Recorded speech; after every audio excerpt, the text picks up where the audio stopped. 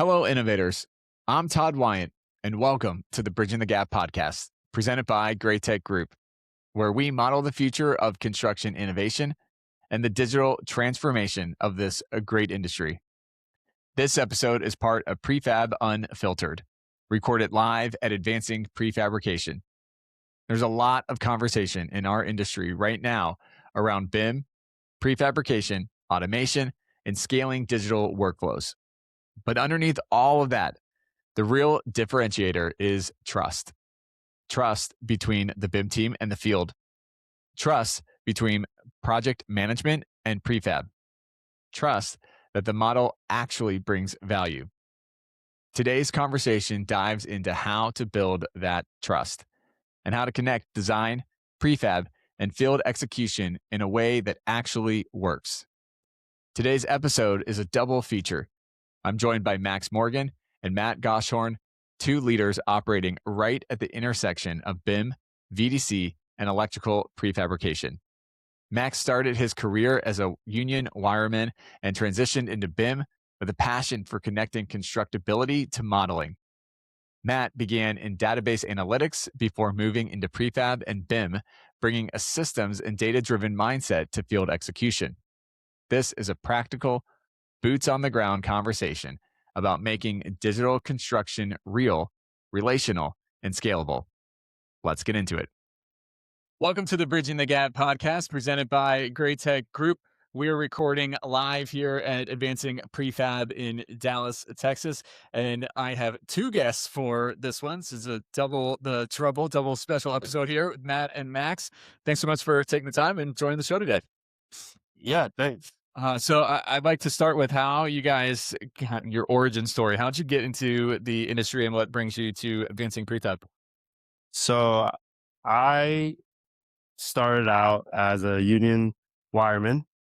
I went to college for a semester, decided it wasn't for me, and then my entire family's union. So when I told my mom I didn't want to be in college anymore, she goes, "You gotta apply at the hall," right? So I basically got dropped off at the union hall.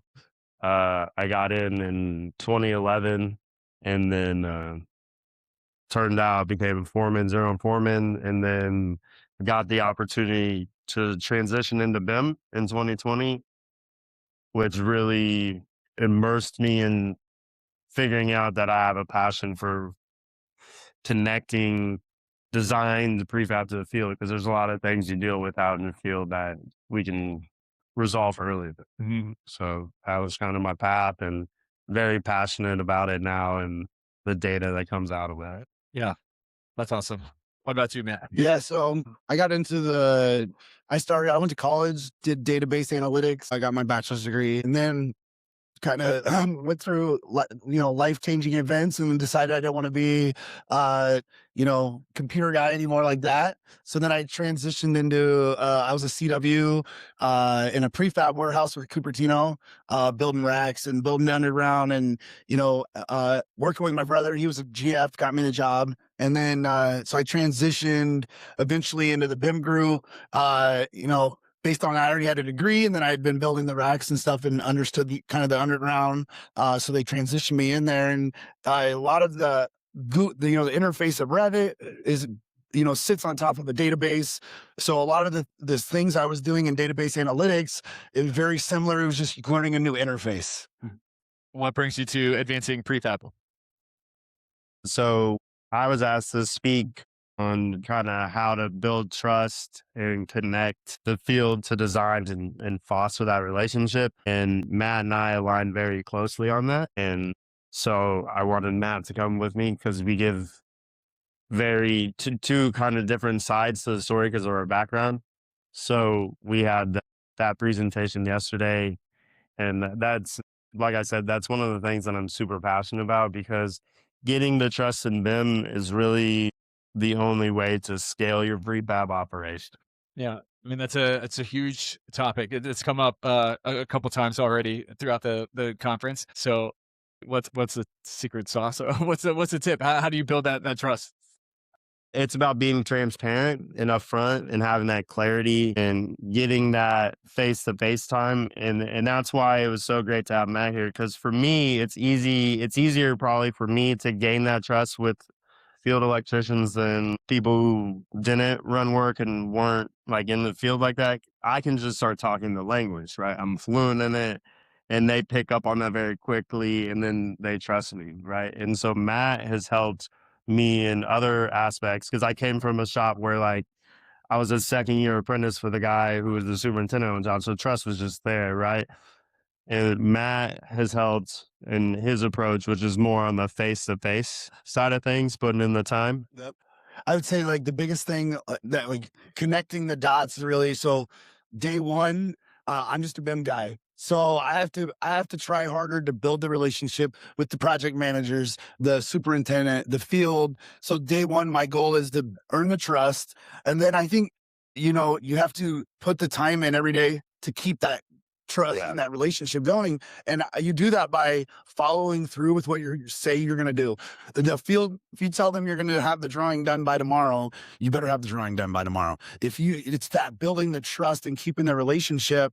They know that you're part of the team. You bring real value and you're not just a contractual requirement that the GC's putting on you. So I think those are the main things. And keeping that relationship going by success, helping when, it might not necessarily be my job, but the project is all of our job. So we come together and we, jump in and help each other. And that also keeps the trust going. They know you're a part of the team.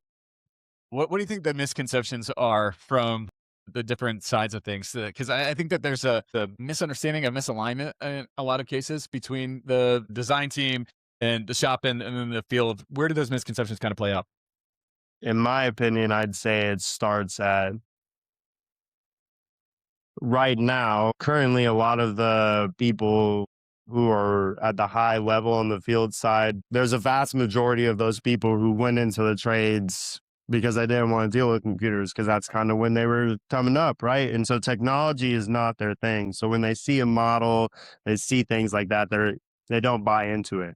And then when BIM started getting as big as it did, like you just had people who could use the software, but they didn't understand how things were constructible, right? So you have two people who are just opposites trying to communicate, which doesn't always go the best, right? Yeah. But they're starting to buy in now. And like the thing that I always say, and like, like everybody's starting to understand it as well, is like the BIM team is running your job virtually before you run it in the field.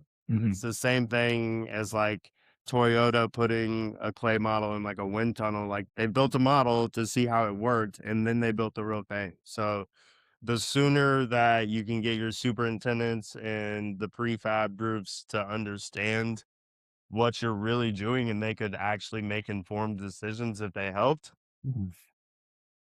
the better it's going to be and the better quality product you're going to have at the end. And that's the buy-in you have to get. And it's hard to get, but forming personal relationships with people where they see you as, like you have, I got 4 kids and like, a lot of these superintendents, project managers, they know that. And like, I have a personal relationship with them, which just partners buy-in to me and the process that we're doing. Yeah. Yeah. I mean, those personal connections, we're people to people business still. Construction it's yeah. I think also like a lot of people have had, there's a lot of people that do BIM and run jobs, but me and Max every day have to go out there and beat what somebody else set the standard of what a BIM project should look like. So, and there's been, a lot of electricians have really bad taste in their mouth because they have had zero value brought by BIM. Yep. And our job is to repair, build faith and trust and all those things. And it becomes very difficult because we're overcoming, they might've got beat up for 3 years on a jobs. And then me and Max are coming in and we're like, no, we actually know what we're doing. We actually are going to actually bring value. We're going to support you. We're going to give you everything you need to be successful. Just trust and use us, so it's so hard to overcome years of bad. Yeah. You're overcoming all the head trash. Exactly. Yeah. Yeah. It's a real issue. So slight tangent, and then we'll come back into this whole conversation. 4 kids. Yeah. I also have 4 kids. So it's a rare club. Well, what are the ages? 9, 5, 2, and 7 months. Okay, you are in it. I feel you. My oldest is 10. My youngest is about to be 4. I feel it. Okay, I have 3 of mine are boys. Yeah. It's a rambunctious house. Yep. It's a WWE. That's exactly all the time. Times. Yeah, wrestling all the time. Yeah, for sure. Yeah. We tease that our house is where everything goes to break. Yeah. The lifestyle. Yeah. It's pretty wild. And, my wife and I joke about, like, we try to find other parents that have multiple kids, because, like, some crashes in the other room. It's like, are you okay? Yeah. It's like, okay. Right. It's like you have too much going on, and Exactly. There's no blood, no broken bones. Yeah, You're good. You're fine. let them have fun. That's right. Exactly. Yeah. Nothing will faze me. So, like, all the noise in this conference center doesn't matter. Yeah. Blocked it. Let's go. Matt's in the same boat. You got 6 kids. 6 kids. Wow. Yeah. Makes us look like we got nothing. Up those numbers. I'm good. I'm good. It's flattened out at 4. I'm A-okay with that. All right. So back to the topic at hand. How should companies go about thinking on how to foster that collaboration? I think a lot of it has to be, they need to get value out of the BIM model to start that, right? And that the BIM team can put in 2D data, and we had this in our presentation yesterday, right? Like, there's a lot of 2D data we can put in there, but if it doesn't bring value, it's noise, right? There's no value with it. Putting in, like, cost codes and schedule activity IDs, or like what area it's in, and then we produce these BOMs that the project manager knows what cost code that material goes to, and it's in this tact area. And then the superintendent now can help schedule out his manpower needed, because he knows how much needs to be put in there. Is where they're like, oh, you can do all that? It's like, yeah, you should be more involved, right? So then they're becoming more and more involved when they see there's value, which is kind of a basic concept, but the BIM team has to prove there's a value to it. But culturally, yeah, like Archkey's culture is, we know the BIM and design department is very valuable, and we're not just a contractual obligation. So if a contractor wants to take the next step, you have to stop treating your BIM model as a contract obligation, and it's an asset to what you're doing, right? They're spending on these hyperscale data centers, I mean, millions of dollars on what we're doing. It's like, you should think about what it doesn't take that much more to improve on the value out. Yeah. Yeah, I think also another big thing is, like, having a plan, a process. Day one, what are you going to use the model for? How are you going to use the model? What is the goal? Where are we trying to get labor savings? Where are we trying to get prefab? What makes sense logistically? All the different things. Are we doing it so we can hit schedules? Are we doing it so we can reduce labor? All the different things. But you have to have a kind of a process and a plan in place day one, so that you know exactly what you're going to use the model for. And the field already has alignment of what you plan to model, what has the 2D data you need, what phase of the project are you producing, what pieces that are going to align with the field and prefab to make sure you hit your dates and hit your milestones. Yeah. I think that's huge. So when we bring in the technology piece of it, how do you guys think through what tools and the platforms in order to make all this happen? Well, so we've used a lot, right? And we talked about this. It was in our presentation yesterday, right? Because software is just a delivery vehicle, right? Like, it's not, you can deliver a pizza in a lot of different cars, right? Sometimes it looks really cool when they pull up in a Lamborghini and delivering the pizza, but What kind of pizza are you getting? I've never had my pizza come out in Italy. yeah.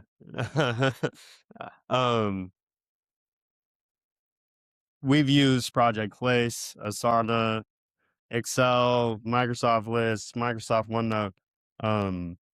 But what we have found creates the most value is actually ACC, because what's super valuable in the software is it's all in one spot, right? So we host our models on our ACC.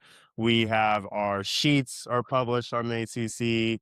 We have assets to track our prefab on ACC, our meeting minutes are on ACC. It's all on ACC and it's all interconnected. And it's a learning curve at first, but once people see that they don't have to go anywhere else, they love it. Because the problem that I feel like a lot of people run into is, well, you have to have 3 different windows open to accomplish what you're working on. But I move from here to here and then here to here. Versus if you have it all in ACC, like you don't leave it, like that's the window you have, it's ACC. So having a one-stop shop is really what's been transformational over the past. We've made this transition to pretty much fully ACC over the past year, right? And once somebody sees it, they're like, "Oh, this is great. Like I don't want to use anything but ACC." But it's a one-stop shop. Yeah, I think everybody wants one source of truth. You know what I mean? So, like, it doesn't matter if you're a project manager, you're a field guy, you're a BIM person. We know exactly where everything's going to be. The submittals in the submittal module, the RFIs are in the RFI module. The sheets we have them labeled and able to tag and filter and do the searching. So, any level knows exactly where to find the information they need to be successful. I think that one of the biggest things on these mega jobs is getting the right information at the right time to be able to get all the modeling and everything completed. The schedules are so compact and tight and almost impossible to hit as it is. So you don't want another thing holding you back. And the software should not be that. Me and Max, I think we like hyper focus on the structure and the process. The software doesn't matter. If you set a job up correctly, you know exactly what to go for at the right time, because you're going to model all of it, right? We contractually owe whatever. Well, but it's not about modeling everything. It's modeling the right things at the right time, because you got to there's long lead items. You got to get this. So you got to help the other people on the team. So you got to know the right things to chase. Yeah. So you said that you started that process a year ago. Is that right? What was that implementation process like to get it up and running fully, to get everybody bought in? That's not always the easiest. Yeah. It wasn't as challenging as I thought. And so we have another guy that we work with that's kind of like a hybrid. He's a superintendent, but he's kind of in a PM role. And he really implemented the PM field side. So like he had a loud voice in the other department, because the BIM team's been using ACC or BIM 360 for years, right? But he's all about having the one-stop shop. So he imposed a lot of it and kind of helped set that up. And then we did the BIM side and worked on the asset management. The thing I hear the most is what probably a lot of people do is, well, how are you going to get a field guy to use the technology, right? And it's like, it's really that easy on the iPad. I could set a guy down in front of a computer and he would short circuit. I could give him an iPad, he'd figure it out, right? Yeah. So when you can tell them it's like, oh, well, it's just on the iPad, like then they like calm down, I guess, because we all have to use most of us use smartphones, right? So like an iPad just feels familiar to them. And then with how easy it is to look at the prints and stuff like that, that's how you get the buy-in from the field. But there's little things in there.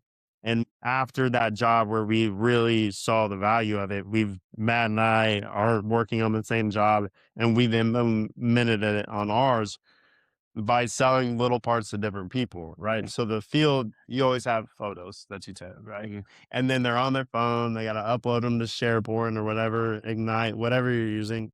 And so I showed the guy, I go, well, there's just this photo tab and you click that and you take it. He goes, well, then it's not stored on mine. I'm like, yeah, no, I'm like, it will even have the location where you took the photo if you do it here. He goes, Yeah. well, that's awesome. So then the field guy's like, well, yeah, no, I love Build now, right? Yeah. And then the project manager sees like correspondence and like how you can like get the email from the GC and like you put it in correspondence, so like it's pretty official and we all see it. And they're like, this is great. And the RFI log is just super, upfront and visual to everybody. And it's all interconnected. Once they see the buy-in and like happening below with the field and the BIM team, then the project managers are actually pretty easy to get on. But at first everybody's like, I don't want to learn a new platform. It's like, well, the intention is for this to be the last. We don't need anything else. Yeah. Yeah. I always think it's funny when, there is the stereotype of the field absolutely won't embrace technology and stuff. Your story, I think, is a great example, because that's not actually true. The field will embrace technology. They just want to embrace good technology that will help. Yeah. They don't want to be crippled to do some project management or BIM idea. Just to check the box. But if it brings real value, it's not a burden. And they're already going to do a lot of the things, like writing it down or whatever. They're like, oh, I can just do it on the iPad while I'm out here before I get back to the office and don't get to leave for 2 hours just doing paperwork. It becomes a no-brainer for it. Yeah. Which kind of comes back to like how the secret sauce, right? Value, right? People want value out of whatever. That's just how society operates, right? Like if there's a value in, then they want it, right? And that's well. And you said something really insightful that we harp on a lot on the podcast, is you gave a unique value prop to the specific persona that they cared about. Yeah. Where all too often in a lot of construction tech is that they just have the same value prop for every single stakeholder along the way. And so you get to the field and they're like, well, this has no purpose for me whatsoever. I get it for that guy, but you're just making my job harder. I'm like, well, no. Yeah. Once you actually do it, it'll make it easier, but they're not communicating to them. I think also the field generation now, there's a lot more people that are interested in technology. They're not as scared of it. They've grown up. So like you got some of maybe the older generation of electricians that are fumbling around, but they're still adapting. But some of the younger ones are just grabbing it and they're like, this is just natural. And because, two different jobs. One superintendent he's a super tech. He's, he knows how to fly the model. He's doing all the things. Then you might have another guy that has somebody that flies it for them, but they know how to physically build the job. So I think we're still seeing both areas, but like the adoption of the software is super easy. Like Max said, you show them specific pieces of how to make their life easier, and then all of a sudden they're sold. They're selling the product for us to the other guys. Like you have to project management, field, and each group. So we go in specifically try to sell the tool to them, then they sell it to everyone. Yeah. I love that. That's awesome. So bringing it back to Advancing Prefab, any big takeaways so far from the conference? I think the biggest thing is probably just, and what we've kind of been working on at Archkey as well, is getting out of the all jobs are different mentality, right? Because yes, all jobs are different, but like, are they? Right? Like to an extent, yeah, but like really looking back, it's like, well, if we would have standardized this, then prefab's fabbing that much faster. Maybe we have a backstock of it to where we're pulling off shelf on these shotgun starts that we're able to. And it was really cool to hear, really with what it started with Amy talking about those different levels and the new, I forget what she called it, but like the pyramid she showed on the 6 different levels and the systematic approach to how you get to the scale of prefab. And it's, well, the gear might be different on one job. It's like, cool. So how can we make our installation the same? Because ours is still just pipe and wire. So like, what can we do to where it's the same from job to job? Right. It's really cool to see everybody's coming around to that thought process. Yeah, I think it's great to get together. You see so many people with the same passion. Max and I have a huge passion for prefabs. We also like to reduce labor hours in the field. And you get all these people with like-minded. You're getting together. You're bouncing ideas off each other. This is what we're doing. Well, this is what we're doing. Well, now I'm going to hybrid that solution and this solution and make my new solution. And I think you get all these people together with a lot of ideas that once you start thinking about things, you get kind of narrowed in on your approach, but you start listening and hearing other people's ideas and you're like, I didn't even think about that. I was just so narrowed in on this is the only way I could do it. Yeah, for sure. So as we start to kind of wrap up, some rapid fire questions for you. What is the phrase modeling the future? What does that mean and look like to you?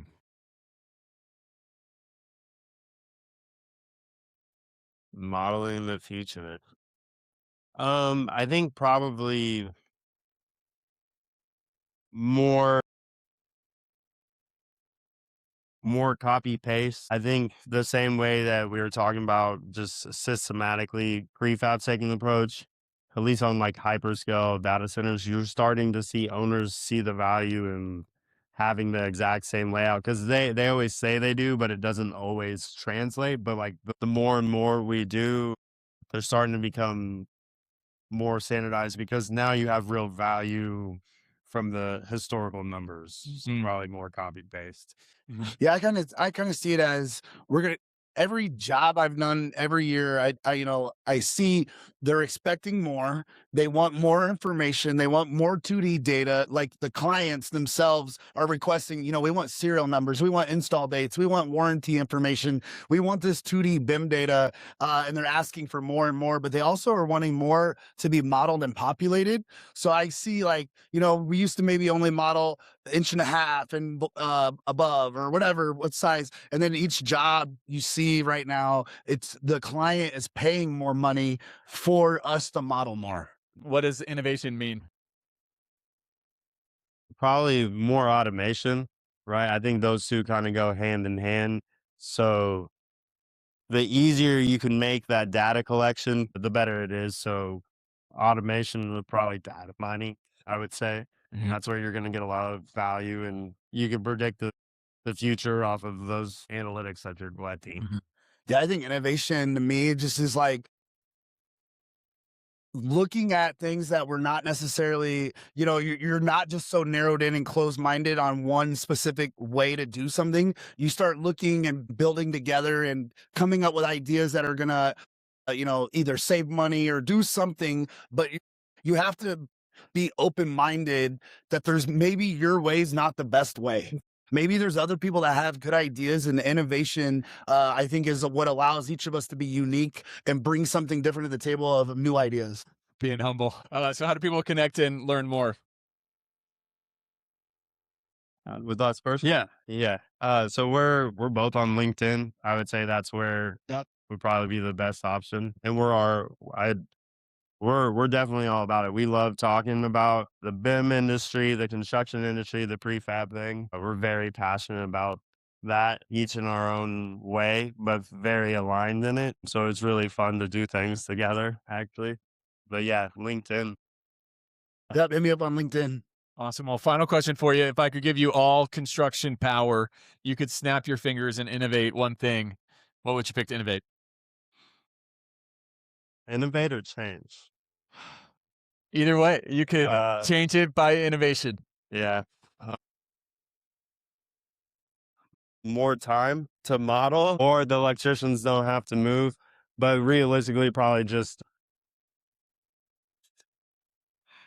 a technology requirement to be more paperless, like just kind of job wide, to get away from outdated things that cause issues with having paper versus it being on an iPad or a computer. Yeah, I think if I could fix anything or had the power to do something, it would definitely be just being able to get more qualified people that are able to join the team, be productive day one, understand constructability. And, right now the industry, there's not enough people to do all the jobs we have. So I think just having more people that are competent, and being able to just have the constructability. It's a good one. Thanks so much for taking the time, and both of you joining us today. Thank you. Appreciate it. And now it's time for my Todd takes from this episode. First take. BIM only works when the field trusts it.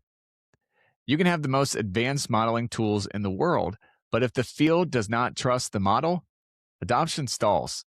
Trust is built through accuracy, responsiveness, and real collaboration. When BIM teams show up early, listen to install constraints, and solve real problems, skepticisms fade. When they do not, resistance grows. Prefabrication scales when digital teams earn credibility on the job site. Second take. Prove value early or lose momentum. One of the strongest themes in this conversation is that early wins matter. If the first prefab project shows up incomplete, late, or misaligned with the field reality, confidence drops quickly. But when the first deliverables save time, reduce rework, and improve coordination, momentum builds. Prefabrication is not adopted through mandate. It's adopted through demonstrated value. And finally, one source of truth changes everything. Disconnected systems create confusion. Confusion creates rework. When BIM, prefab, project management, and field teams operate from a shared platform and aligned workflows, clarity improves across the board. Standardization becomes possible. Repeatability becomes achievable. Industrialized construction requires alignment. Alignment requires shared information. That is how prefab moves from project level success to program level scale. Thanks for listening to this episode. If you are interested in learning more, you can visit our sponsor, GrayTech Group, at graytech.com. You can listen to this podcast anytime by simply going to Apple Podcasts, Spotify, YouTube, or wherever you listen to podcasts. Also, be sure to check out our website, bridgingthegappod.com. As always, I'm Todd Weyandt, thanking you for joining the conversation to model the future on the Bridging the Gap podcast. Keep innovating.